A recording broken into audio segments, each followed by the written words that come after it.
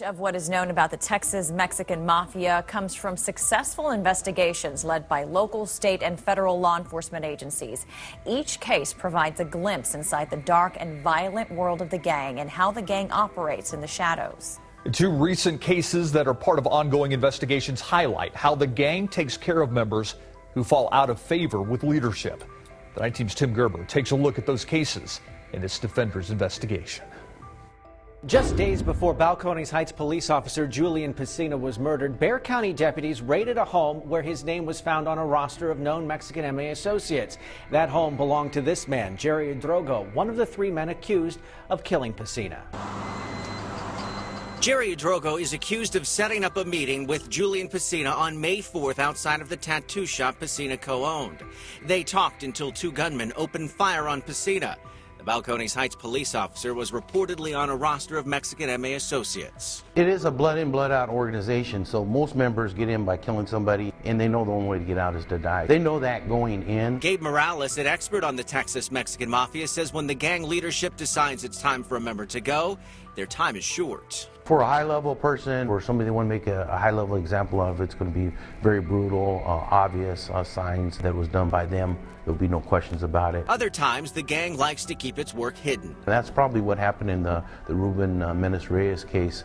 Used him for several hits and decided, now this guy's got to go. According to a federal indictment, Reyes said he was serving as a lieutenant of lieutenants in 2014 when he murdered three high-ranking members in three separate hits on the same day. Reyes lured each man to their death, telling them they had jobs to do. Instead, they were shot, then buried in pre-dug graves near Pearsall. The victims had been stripped of their rankings for mishandling $60,000 and making poor decisions. They should know it's coming. A lot of times they are totally surprised because if they don't know they did anything wrong, and sometimes it may be politics. Months later, the tables turned on Reyes. A hit squad went to Reyes' apartment and opened fire when he opened the door. Reyes survived the attempted hit. Days later, he was telling all to SAPD homicide detectives, violating the gang's rule of not cooperating with police. But he's not the only one in trouble. The people who botched that hit now are in big trouble too. That's the thing with these organizations. They mostly, again, kill each other, and that's the way they've operated for decades now. The three men accused of killing Pesinas remain in custody. They are awaiting trial. Meanwhile, Reyes is still in federal custody. He has until April to enter a plea or go to trial. Our coverage continues online at ksat.com/mafia. I'm Tim Gerber, KSAT 12. Texas Mexican Mafia enforcer in federal court to answer charges, including his involvement in at least 3 unsolved murder cases. 36-year-old Ruben Reyes is also suspected of ordering the hit of Balcones Heights police officer Julian Pesinas this past May. KSAT 12's Tim Gerber live outside the federal courthouse with the very latest. Tim? Well, Reyes was brought here after being arrested by FBI agents for his initial appearance. And by the way, we were the only media present here this morning as he was being walked into that courthouse flanked by FBI agents. According to a criminal complaint filed today, Reyes is accused of murdering 3 high-ranking members of the Texas Mexican Mafia who had been removed from power after being accused of mishandling approximately $60,000. The victims have been identified as Mark Anthony Bernal, a captain in the Texas Mexican Mafia, Carlos Chapa, a general, and Johnny Solis, the lieutenant of lieutenants. All 3 were killed by Reyes back in December 2013. Reyes told investigators he was involved in those murders when he went to SAPD investigators earlier this month after he was the target of a failed hit by the Texas Mexican Mafia. He was shot in that attack but survived. He told investigators the bodies of those victims were set on fire and buried in shallow graves in Pearsall, and that's where they were recovered. While there is nothing in the criminal complaint today, sources tell us Reyes also ordered the hit on Balcones Heights police officer Julian Pesinas this past May. Pesinas was believed to have had ties to the Texas Mexican Mafia and was under investigation when he was murdered. Reyes' involvement in Pesinas' murder is part of an ongoing investigation, and that's all that U.S. attorneys would tell us today. Reyes did have his initial hearing here today. He was basically told what the charges are against him, and then it was asked that he be held without bond. That was granted, so he will now have his next bond hearing next week. We'll have more for you on this case coming up at the bottom of the hour. For now, reporting live outside the federal courthouse, I'm Tim Gerber, KSAN. Reveal new information about why a Balcones Heights police officer and self-proclaimed gang member was executed by the Texas Mexican Mafia in May of 2014. The documents filed last week reveal that Officer Julian Pesinas claimed membership in a brutal prison gang and was even selling drugs to Mexican Mafia members before he was ambushed. The 19's Tim Gerber has new details in this Defenders report.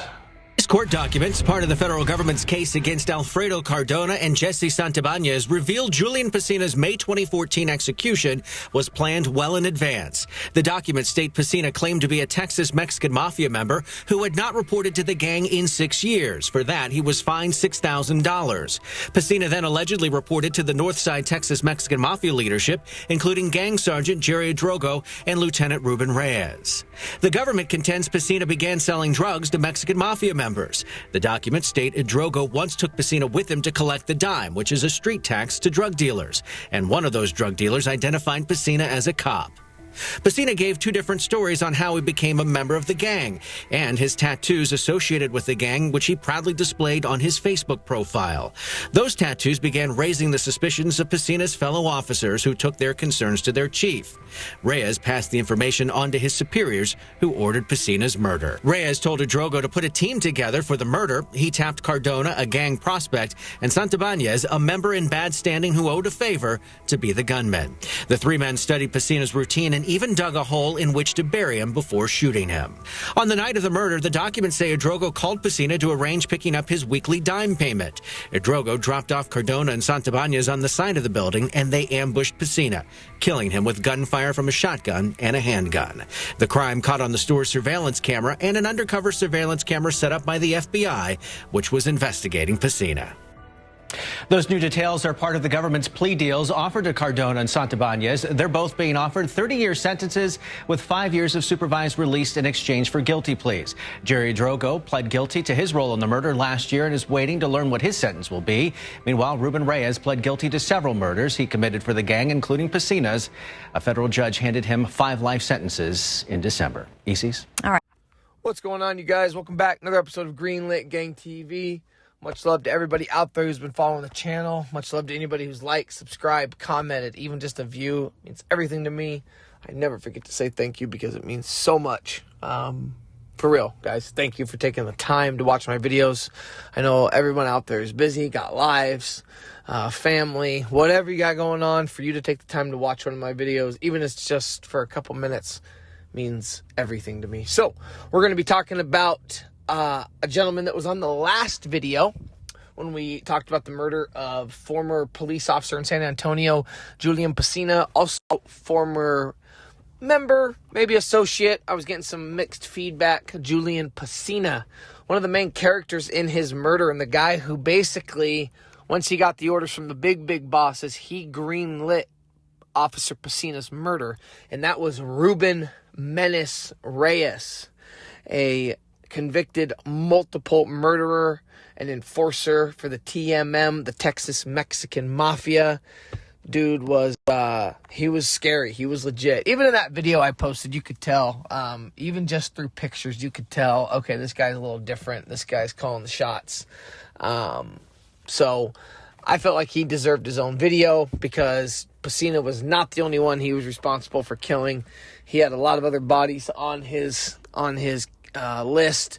So, Ruben Menace Reyes, we're going to be talking about one of his first murders, all right, or that we know, not first murders, but first admitted murders that happened a year before the murder of Julian Pesinas. A man was shot and killed in San Antonio when he answered the door at his Southwest Side home Saturday night. That gentleman was Ulysses Farias, according to police. No one saw the shooter. Happened about 8:30 at night. What turned out to be Ruben Reyes knocked on the front door at the home in the 9200 block of Five Palms Drive, a police report said. But as Farias opened the door, he was shot multiple times, including in the head, the report said. He was pronounced dead. Paramedics were able to revive him, which is crazy. Shot multiple times in the head. Paramedics were able to revive him. Flown to University Hospital. So they call that a life flight. When you get flown, that's a life flight. To University Hospital where he died. Ruben Reyes, who's also known as Menace, right? Just straight up Menace, pled guilty in July 2016 to ordering the hit on Julian Pesinas.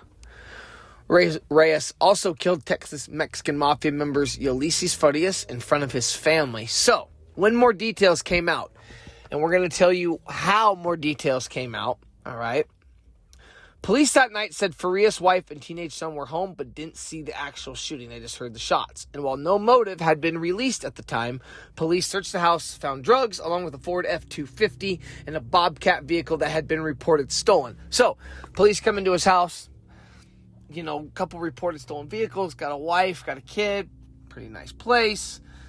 Immediately, there's a criminal element that comes into this, right? This isn't just, unfortunately, just a family guy who's, you know, just a working man and ends up getting killed.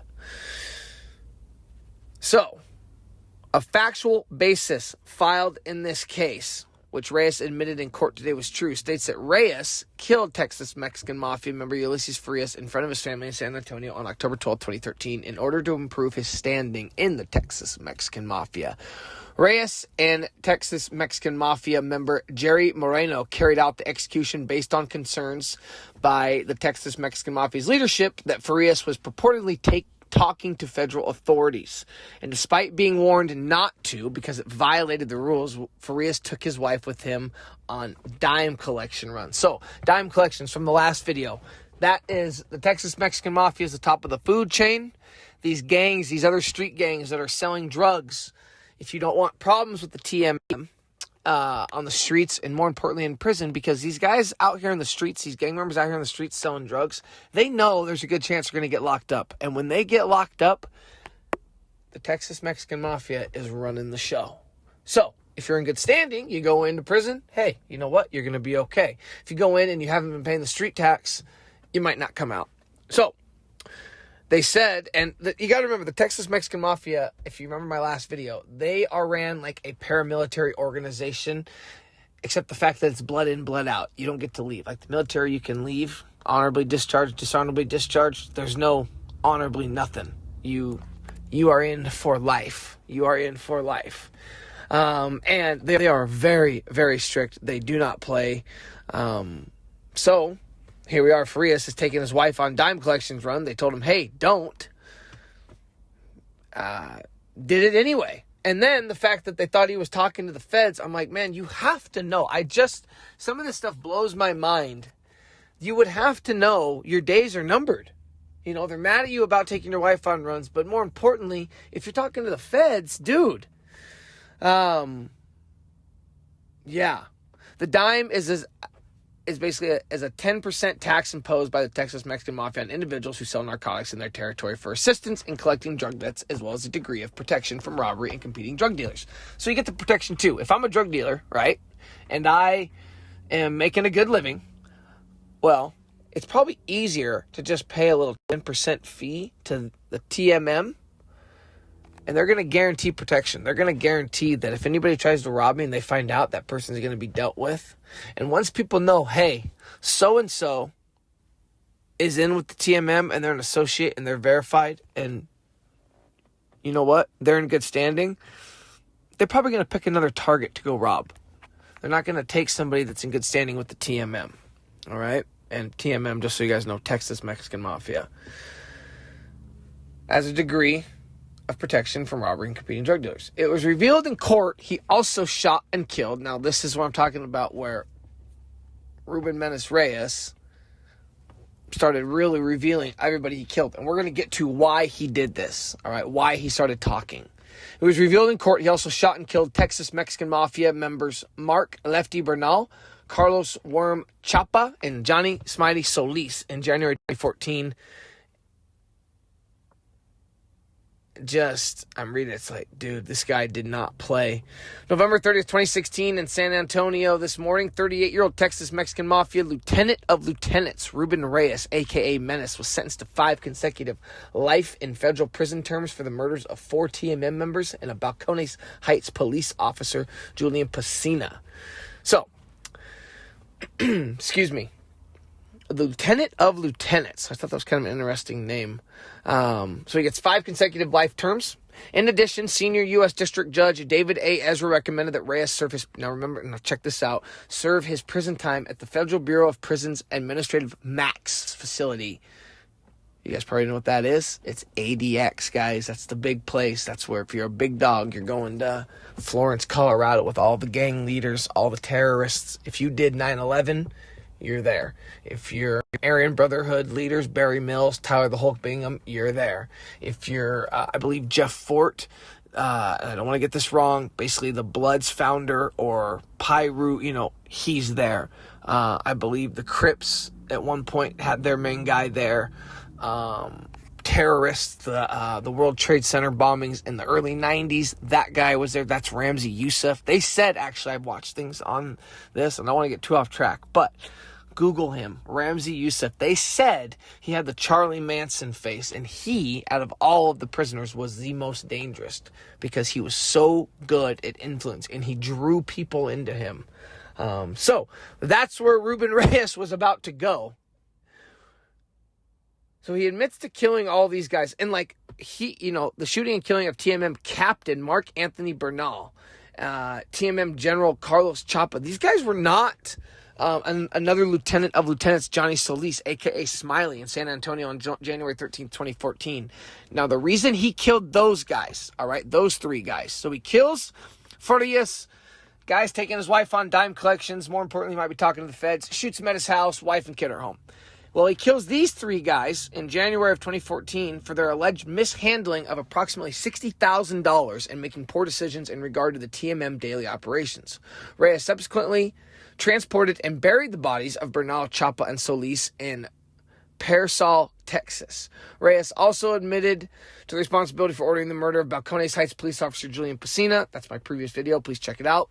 Outside his notorious ink and piercing studio on May 4th, 2014. Court records state that although he was a police officer, Pesinas was simultaneously claiming membership in the TMM, had tattoos consistent with such membership, and was selling drugs to TMM members. Reyes under orders from TMM leadership. So when Reyes is getting orders like that, that's the top of the top. That is the top of the top. Reyes was aptly nicknamed. Reyes was aptly nicknamed the outstanding efforts. So it's like giving him the Menace nickname. That was about right. Reyes was aptly nicknamed Menace. The outstanding efforts of the investigators from the cooperating law enforcement agencies have removed this menace. They got a little creative with how they quoted it from the streets and made San Antonio safer. The United States District Attorney Richard L. Durbin Jr. This investigation was conducted by the FBI together with San Antonio Police Department, Texas Department of Public Safety, Criminal Investigators Office, Bexar County Sheriff's Department. So everyone gets the credit, right? Take a big dog off the street. That's it. Now, to kind of put a bow on this, everyone's wondering, well, God, why did he talk, right? He's a big dog. He killed these people. These are murders that happened a couple years ago. Why is he admitting in 16 to stuff that happened in 14? I'll tell you why.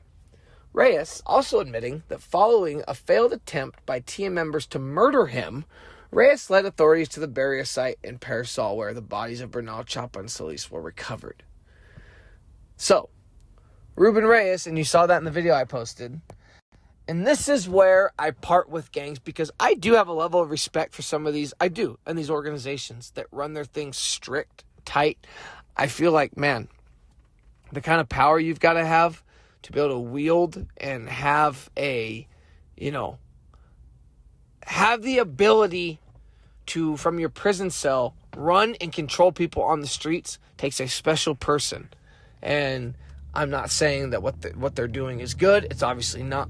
But you have to give some level of respect to what they're able to do and to be able to earn money, make a lot of money, control people, have wives, have girlfriends, have kids, have corrections officers working for you, have cops on your payroll. I mean, that takes effort. That takes a lot of thinking. You are not stupid. If you're up here in the high rankings, Ruben Menace Reyes was not stupid. He was a cold-blooded, vicious killer, and he deserved what he had coming to him. But yeah, it takes a special kind of effort. So Remains in federal custody, faces life in federal prison. Sentencing for him is scheduled for 9 a.m. on September 2nd, 2016. Now, obviously, we know he gets the 5 consecutive life sentences. So, just gives you an idea of the constant threat of violence and how I believe as somebody as wrapped up as Reyes gets, yeah, you get good standing, you get women, you get money, cars, everything you could ever want. There's no way, though, you would have peace of mind. And I want you guys to comment below. I really want you guys to comment below on what you think about gang life in general. If you're a former member, I want you to share your experiences if you feel comfortable. If you've been married or dated a gang member, female or male. If you're the son of somebody who's incarcerated for gang activity. I want you to talk about, please comment below the effect that gang life, drug life has had on you or had on your family. I personally can speak to a lot of friends and family I know who it has ruined generations of family members. And when I see stuff like this, you know, shooting in the house of mother and son were in the house when you shot Farias. These other 3 guys, I was able to find pictures of Mark Anthony Bernal. I put him up, good-looking guy. You know, got the jewelry on, the gold. Okay, maybe you can tell he's up to something. I had a hard time finding pictures of the other guys, but these guys, like I say, man, these are all somebody's kids. These are all somebody's dad. These are all somebody's brother, nephew, whatever, right? It's just crazy, you know, and the gang life, it wraps you up like that, and before you know it, you've committed 5 murders, and now they said Reyes, his attempt on his life because he walked out of his house and they lit him up. It's like, dude, talk about putting in work. You've committed 4 or 5 murders for these guys, for the gang, and now because you know too much, you've done too much, maybe you upset the wrong person, kill him. And that's where I part with everything. So for all the things I said about respect and all that, that's great. But when I read, like, just there's no value on human life, and that still blows my mind. For as many stories as I've read, as many videos as I've made, I'm still shocked when I read stuff like this. Like, man, dude, it's just, there's no value on human life. So anyway, wanted to do a quick one on Ruben Menace Reyes. Thank you guys so much for checking it out. I'll be bringing you guys another one tonight or tomorrow. Until next time, peace.